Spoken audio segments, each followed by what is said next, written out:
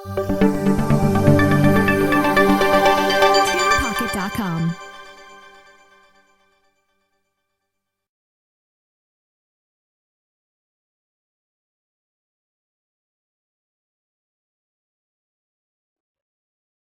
Hello everyone.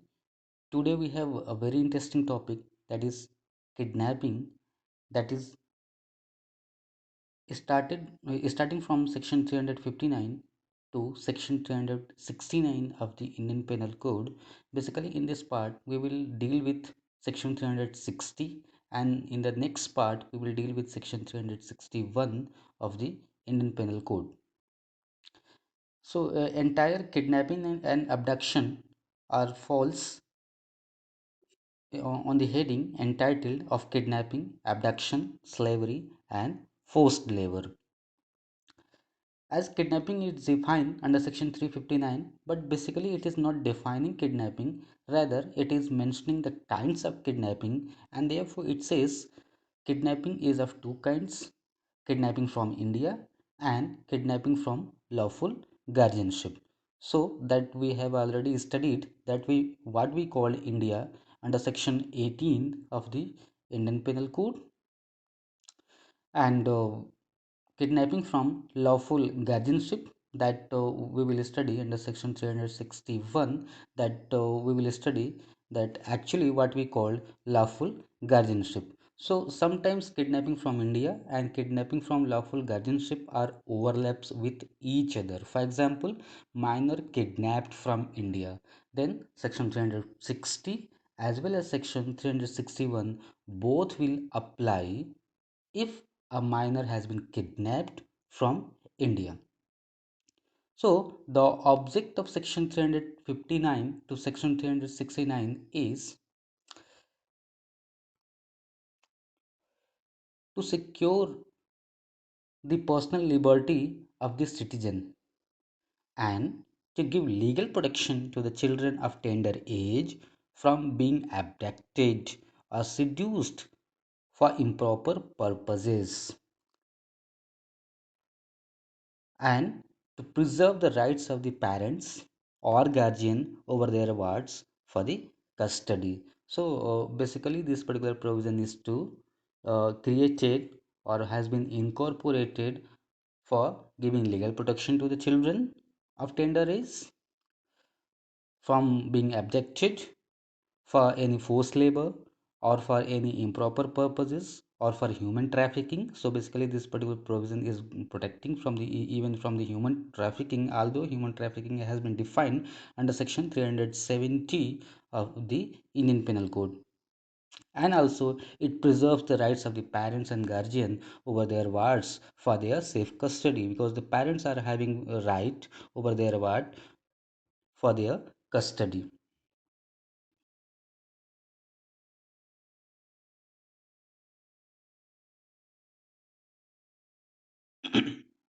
Now, the point is what we call kidnapping. Basically, you will see that kidnapping is made up of by the two words kid plus napping.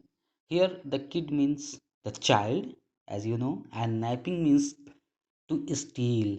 So, literally, we can say kidnapping means child stealing.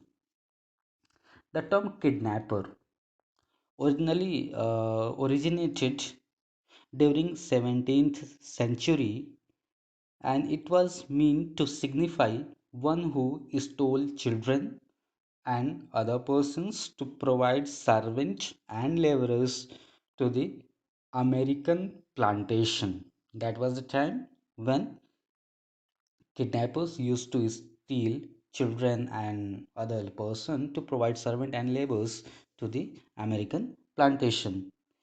It is aggravated form of wrongful confinement, as we have already studied that what we call wrongful confinement, where the person is kept within certain circumscribing limit.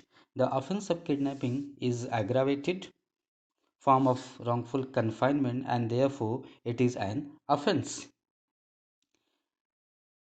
It is a confinement of a serious form therefore a distinct offense treated by the Indian Penal Code.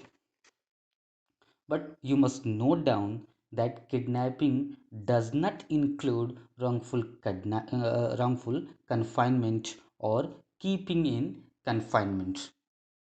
Although it is an aggravated form of wrongful confinement, but it doesn't include the wrongful confinement or keeping in confinement. As we know that kidnapping is of two types: kidnapping from India and kidnapping from lawful guardianship under section 360 and section 361. Kidnapping under this code is not only confined to stealing, it has a wider connotation as the meaning away of human being carrying away of human being against his will or the consent. So not only stealing the persons, rather carrying away a person from against his will is amount to kidnapping as given under section 360 and section 361.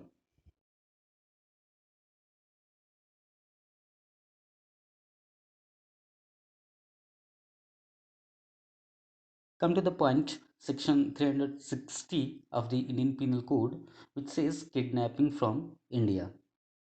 So, as per this provision, whoever conveys any person, this particular term conveys is very important word, underline it. So, whoever conveys any person beyond limits of India, as defined under section 18 of the Indian Penal Code, what we call India, without the consent of that person or of some person legally authorized to consent on behalf of that person is said to kidnap that person from India. So whoever conveys, now here the person is conveying a person from one place to other. Number two, without the consent of that person. So if the person is major, then he is authorized to give his own consent. If the person is minor, then he is not authorized to give consent. Rather, the person who is authorized, like guardian or any other person who has been authorized by the court of law or under any other law, then he can give consent. And without that person consent, he was conveyed by the accused person beyond the limit of India, and therefore it is called that the kidnapping from India. Now the question is what we call conveying.